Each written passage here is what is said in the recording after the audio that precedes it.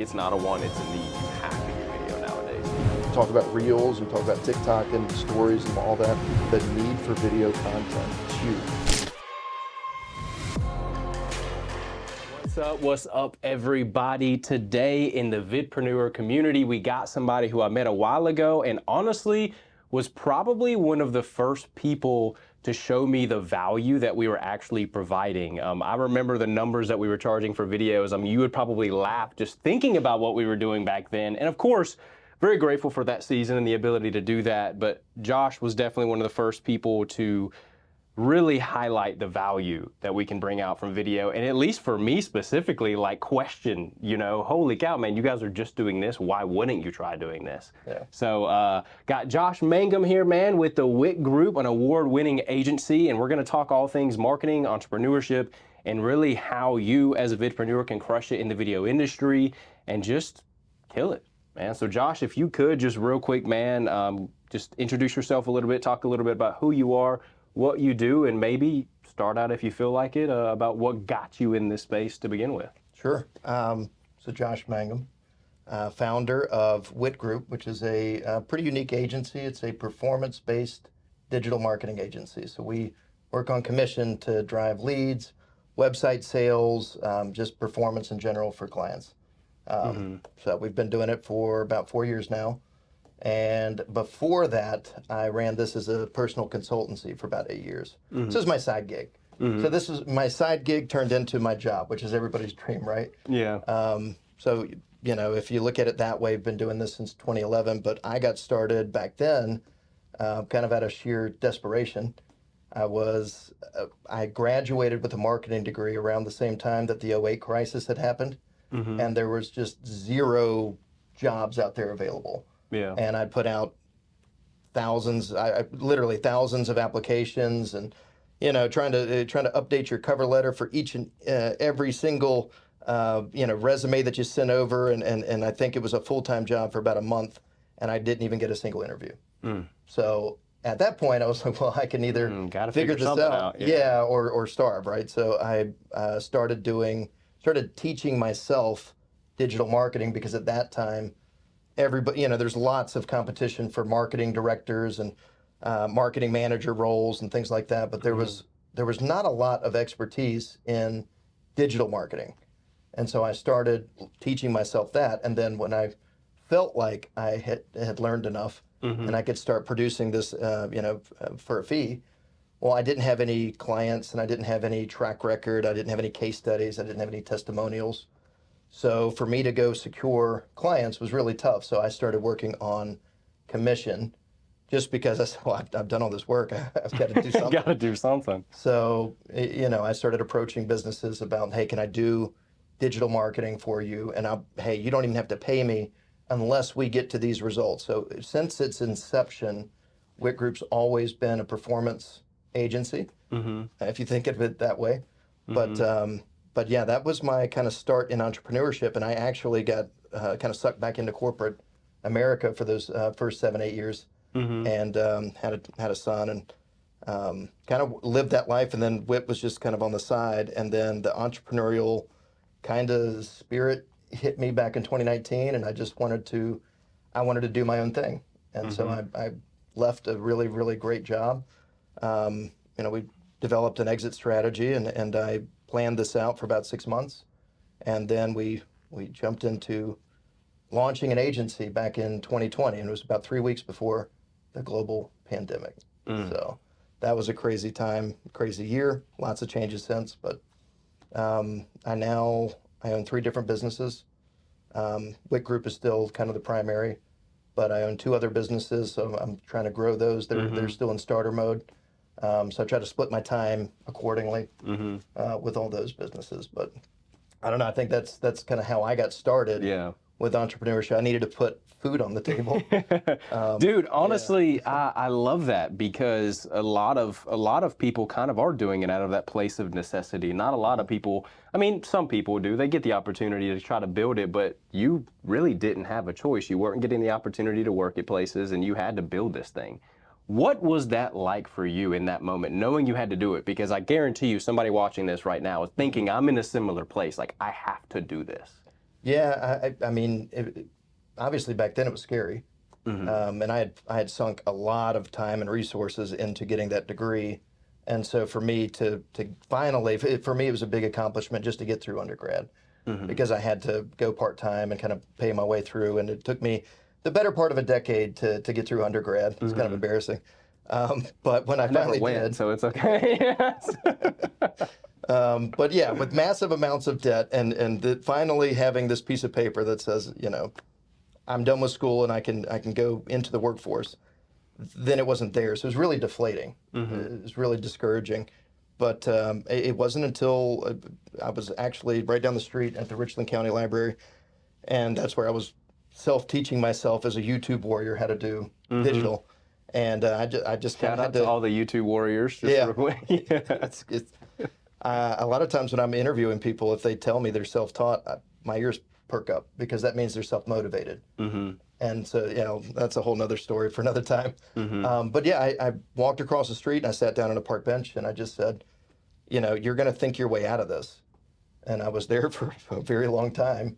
And I had to think, well, how can I, you know, at that time, the problem was, how can I compete against people with 10, 15 years of experience that are willing to work for entry-level salary? Well, I can't. No business would, you know, any business that would hire me would be silly because they can get somebody for the same price. Because I mean, I did have a minimum that I was, you know, I was working odd jobs and bartending and stuff. So I mean, I had a certain amount of income I needed. Yeah. And I just said, well, you know, why would they hire me? They wouldn't. So I had to think my way out of it. You can keep going. I'm just Yeah. And so I just, you know, I kind of went back to that schooling and I said, okay, well, from a positioning standpoint, what would you do? And so I think a lot of times you need to figure out kind of how can you differentiate and position yourself. I'm a big fan of a blue ocean strategy, but how can you do something where you have less competition and not try to meet all the competition head to head? It's the same way in business or entrepreneurship or just, you know, life in general. If you're constantly trying to compete in an arena that's extremely saturated and competitive, it's gonna be tougher. I mean, it was just that. It was going back to positioning and strategy and just realizing, okay, I can't compete there, so I'm going to beat my head against the wall if I keep trying. What is in demand?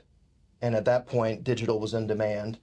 And then, you know, kind of eureka moment was, well, nobody's really an expert in that yet. It's kind of new.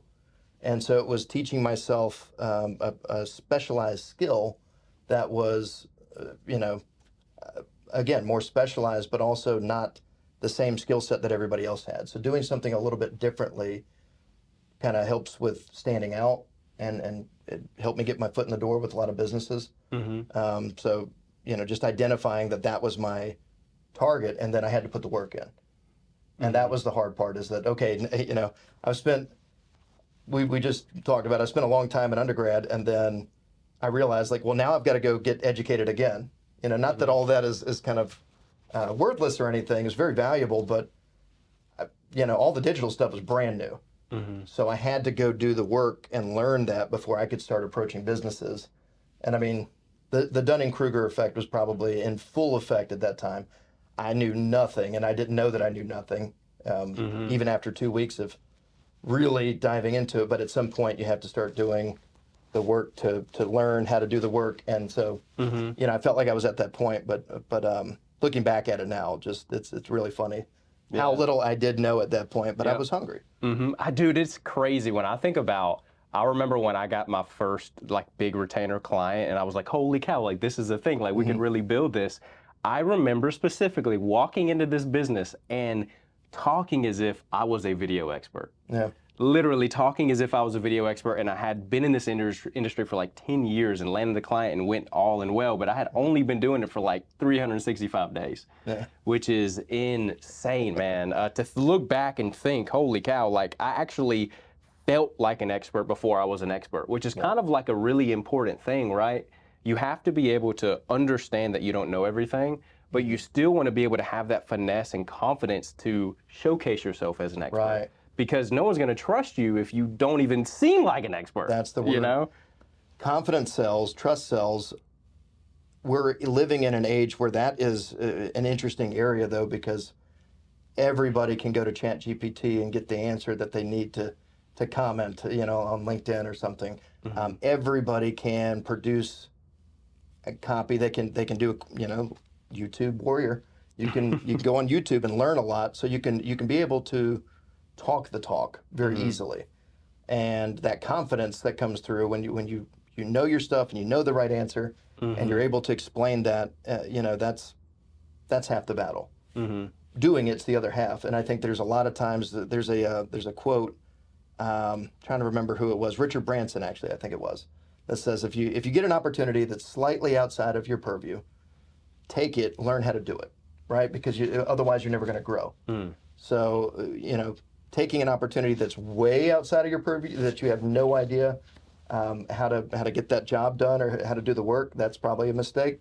But if you're ever going to grow, you're going to have to be that person that's confident, knows their stuff, maybe knows that they have not done this exact same type of project or work before, but you're going to have to take it. You're going to have to, and I hate the term fake it to make it, but there's a lot of that. Some people can take it too much to heart, but at the same time, though, it's still you have to have some of that. Right. Because you're never going to have the boldness to build the confidence, because the confidence is going to come from the experience, right? Which you don't have yet because you just learned. Right.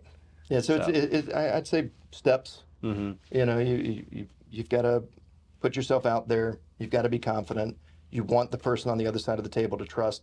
But then there's that limit where you need to tell them if the project requirements or if the work, tactics are getting way outside of your experience, then I think there's a point where you need to be honest and open with people and tell them, hey, I'm happy to try to do that, but it is not something I've done before. And if you can do that, then you don't fake it to make it. Yep. Right. So dude, that is a phenomenal way to break it down. Is like, it's okay to have that, not false confidence, but the confidence that you just know you can execute. You know you can take care of it, but also being willing to admit when you're not going to be able to. Yeah. And then calling a friend when you need it to come make it happen. That's really the biggest thing is that, I've developed a group of other agency owners or, specialists.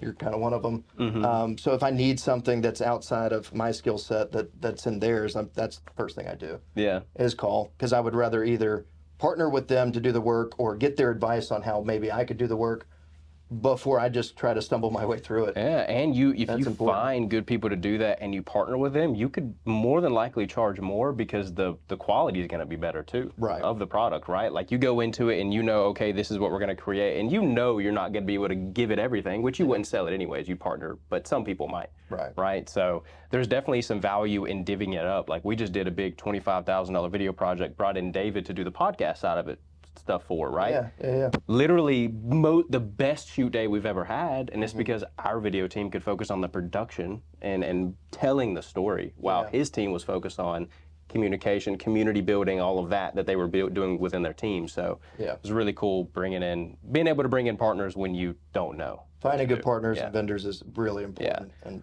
I agree. What was one of your first opportunities kind of like that, to where it was right outside your purview, like you had pretty much everything, you knew you were going to learn something? Kind of talk to me about getting the opportunity, selling the opportunity, and then executing on the opportunity, because there's a few different, when you don't know everything, there's something new in each step, right? When I first got started, I started out in search marketing, and so naturally it started with SEO, and then it started getting into ads and just managing a little bit of tinkering on the website. Before you knew it, everybody was asking for website redesigns and integrations and things. So I quickly found myself in situations where I was over my head. So back then, I found people that were local, kind of sought them out, and then asked if I could take them out to coffee or whatnot, and let them know kind of what I was doing, and said, from time to time, I'm going to come across these projects. I might have one immediately or I might not. I actually learned to start setting up your partners before you get in the situation where you need them. But, I would go ahead and make those relationships with folks. And then early on, I was way too reluctant to kick the work out. I would try to do too much on my own, and then I would have to call them and say, I got into trouble. And back to your question, the first time I got in trouble was a pet food or pet supply store in Lexington. And I think I went and with my cell phone took about 800 pictures and was trying to get all of those pictures organized and up on a website, and way over my head. It was an e-com play. Man, e-com. Oh no, dude. It was my second e-commerce site that I ever did, and the first one was candles. And so this was, I said, okay, I did that, so I can obviously do. I think they had probably 5,000 SKUs, and I thought I was going to go in there and take pictures and just build this thing out. And I don't know what I charged, but it was not a lot. Oh man. So I had to kind of put my tail between my legs, go back to the client and say, hey, listen, this is way more than I thought. There's a guy in town that does e-commerce sites. Let me put you in contact, and then I'll give everything that I've worked on to him. But I did. I just had to eat crow at that moment. Yeah. Beg for forgiveness. Yeah. It'd be like that Luckily sometimes. Yeah, it'd be like that sometimes. Yeah. What would be your biggest advice for an entrepreneur looking at growing in the marketing creative space when it comes to sales?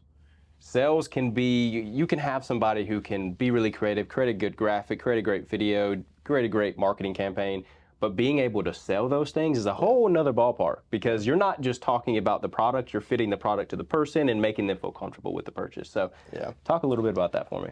Sales, yeah. A lot of times the best creatives are really bad in this area. They're really creative. They have a vision. They can do things that other people can't, but you put them in a room and ask them to go, network and sell, just put on that sales hat, and they don't like it. So the first thing I would say is just getting comfortable with talking to people and not trying to pitch everybody that you meet, which tends to be kind of the default. They're like, well, in a sales situation, I have to constantly be selling. You don't. Meet with people, ask questions. The question-based selling techniques are always the best. But then don't be robotic about it. Don't practice your pitch so well. Practice your pitch. Practice in the mirror, practice in the shower, practice in the car as you're driving down the road. You need to practice this, but you don't want two pitches to ever be quite the exact same. Or it's rehearsed and it's pitchy, and you come across as somebody that's trying too hard. But learn to talk to people, ask them questions, find out what their goals are. If their goals and your skills line up, and you can make it make sense for them from fees and what you're charging for the services, and they get the value that they're looking for, articulating that value is the key to sales. So if you're just able to talk through that as a friend, and not give them the big song and dance and the big practice pitch and the, all of that, but you can just offer them an option, offer them some value, and explain it, then a lot of times that's going to bode well, especially for somebody that's just starting out, because all they want to do at that point is just, hey, I can do this thing. Will you pay me for it? Yes, dude. Right? Yes, I can do this thing. Will you pay me for it? And then you're going to have to take some jobs when you first start that are they're probably going to beat you up too much on price. We did a lot of spec work when we first launched WIT Group in 2020, just to get the repertoire, get the the portfolio built out a little bit.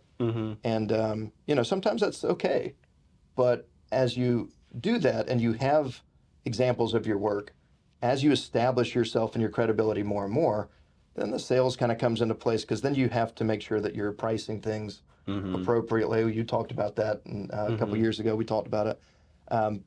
Your time is valuable, and you really need to monitor your time and see how much effort you're putting into this project. And sometimes you get it right, and sometimes you get it wrong. But when you get it wrong, you really got to look at, okay, what factors were at play here, so that next time when I'm in that sales situation, I can kind of steer it to where, a lot of times it's just as easy as saying, hey, I've done that before.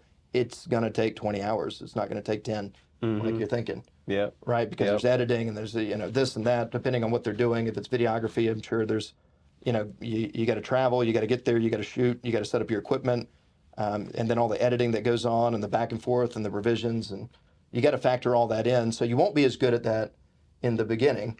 And then after a couple years of it, of course, once you build that up, and you do, you're going to get burnt. It's going to happen. So get burnt a couple times, and then don't get burnt as often. You'll still get burnt once in a while, but don't get burnt as often. Yeah. Yeah. We were talking a little bit about just that sales scenario, and a lot of times it's easy to kind of go back to the trade, right? To just talk about the video camera or the stuff and the equipment that we got. Can you talk a little bit about why that is good to say, because people need to know that you know what you're doing, but why sales isn't always about just justifying why you're the best choice? I did some sales management earlier in my career, and it was interesting. We would see folks come in a it was an inside sales role. It was on the phone the whole time, and so these folks would come in and they would get off to a really good start. First couple weeks, they just came out gangbusters, and then we would see their performance dip. And what we realized back then, and what I preach all the time now, is what you're talking about. What would happen is they would learn the product well enough, but then they would start talking about the product. They would start talking about the service and how, all this worked. At the time, it was SEO and websites and social media, and so they would start talking about the tools we used and how we did SEO and what was the technical components of their website that was kind of causing their website not to rank. Mm-hmm. And they didn't realize that the business owner you're talking to doesn't care about that. They care about the result.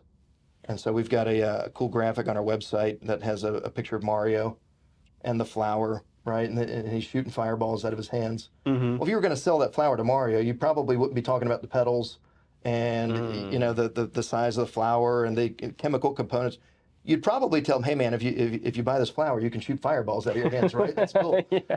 So sometimes selling the result or the effect or what the impact is going to be is a lot better, and it leads to better conversations than talking about the mechanics.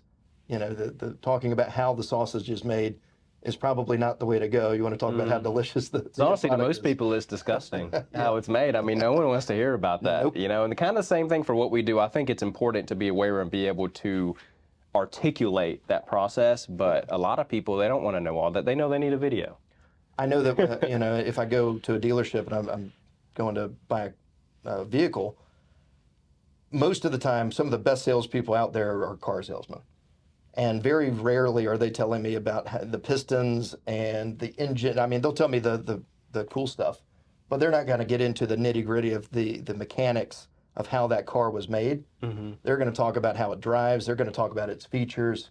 They're going to talk about the effect, right? Mm-hmm. So I think that's important to just keep that in mind, is that the how is sometimes not as important as the what. And I'm gonna challenge you something. I'm gonna challenge you with you got? something a little out of your industry, out of what you do specifically, but you know enough about it. I know from knowing you, you know enough about it. Okay. What, from working with videographers, not just me, but many other people, you've done many different productions. What do you think helps a videographer stand out to be that just grade A choice for businesses and standing out from the crowd? But what also can be the downfall of a videographer, maybe on set or just in general? Yeah. So, I mean, we've worked with lots of videographers over the years, yourself included. I think the difference a lot of times is how prescriptive they can be and how the better videographers can understand what the goal is of the shoot, how this content is going to be used eventually, and they can just account for that as they're going through the shoot, and then the end product accomplishes the goal you were trying to. Mm-hmm. Sometimes videographers will come in and either they're a one-trick pony, they got one style that they like, they've got one kind of methodology, and they give you kind of one take, and then you've got folks that are a little bit more versatile and can kind of adapt to the needs of the shoot. And so a lot of times, not only do you get a better end result, you also get a lot more B-roll and other angles, and a lot of times they'll have people kind of repeat questions or things like that, or just do a lot of different clips. The more, I guess, complex you can make it, then the more you're going to be able to do in the editing stage, and you're going to get more out of that. Let's say it's a 2-hour shoot. Just the more good video that you get out of that, the better. Yeah. And I've kind of run across before when we haven't had a great experience. I get the final product, and I say, well, what have you got? The raws, and if you got stuff we could maybe cut up for social. And sometimes it's just not there because they just have that laser focus on this one style. Yeah. Yeah. So that's that's from my vantage point. I'm sure I'm using the wrong terms and Dude, everything. you hit something on the head that I've never actually even thought about, and it was you said some of the better videographers. I can't remember the exact sentence, but you used the word accounting, right? Keep accounting for these things, right? Right.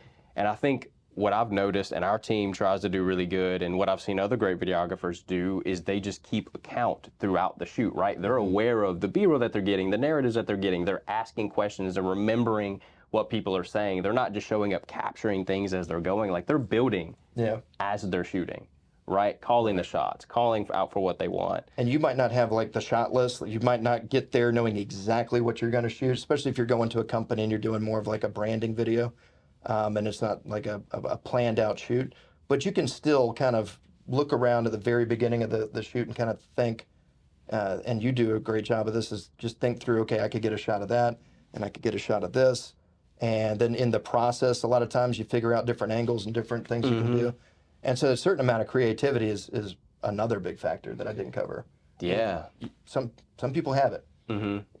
There's a certain amount of skill that you just you can't develop that creativity. I mean, I'm sure you can get better at it, but and I'm sure it gets better over time with experience. But yeah, the point and shoot talking head videos, probably anybody could do if they get the lighting right. But when you're moving from different clips, different angles, and you're putting all that together at the end, I think that takes just the right type of person, the right type of brain. Well, man, that's a really good point. Has there ever been anything that has really stuck out to you when it comes to the video industry, whether it's something that we've done together or anything that you've experienced before? I mean, what sticks out to me is just how much more equity there is in video now than there was even 3-4 years ago, and that at that time everyone knew video is king. And now we're reluctant to do social media posts that aren't video. It needs to be video. I mean, the need for video content is huge. So I mean, and I don't see that going away at all. I just see that getting more and more valuable. So yeah, that's what sticks out, is just you can't do good marketing if you don't have good video content. And I think the clients are realizing it. Even small businesses, your small local plumber gets that, hey, I need some kind of video work, or I don't have anything interesting to post on social. And some of the new social platforms, TikTok especially, but you talk about Reels, you talk about TikTok and stories and all that, it's all video. And even if it's not, a professional video project, and it's just something that a social media manager puts together with B-roll and the cutouts and whatnot, it's still moving video content is king right now. So it's really changed the way that we do marketing. Nobody's doing the social square post twice a week stuff anymore. That doesn't work. So I'd rather not have a schedule, or if I have a schedule, it'd be kind of loose and it just be based around promoting content that's been developed versus just puking out a bunch of drab social posts all the time. But even on websites, we're starting to encourage our clients to think about, instead of writing 300 words on a page that describe what you do, keep those words in case people want to read, but put a video in there that explains it. So the explainer videos. And then the beauty of it now is you could create the video, transcribe the video, and there's your words. Oh yeah. You can do that. There's all the AI stuff, which that's a whole nother topic. But yeah, I mean, just verbally, in video format, explaining your value prop is so much easier than trying to write it out. Yeah, dude, I love that you just said that. The fact that video is something that just really isn't going away. I think about that often, and it's kind of like video used to be, and just a couple years ago too, like it's not like this has been something forever, but video used to be a want. Yeah. A business, I want this because I have the money, I could stand out from everybody else. It's time to do a video now. Yeah. Now it's no, when you start a business, you need video. Like, it's not a want, it's a need. You have to get video nowadays because people trust your words, they trust all this other stuff, but literally every day we're covered in video. Yeah. Movies, social media, YouTube, video messages. I don't know if you ever got one from me, but that's my favorite way to text, video messages. Yeah. So it is just continually growing, and I've been thinking a lot more often about how, like, what a great time to be a videographer. Yeah. We do have AI, and AI is getting to a point where it can generate video, but it's never going to generate that organic, creative just piece that you could get by Yeah. going to a business's office and filming real life.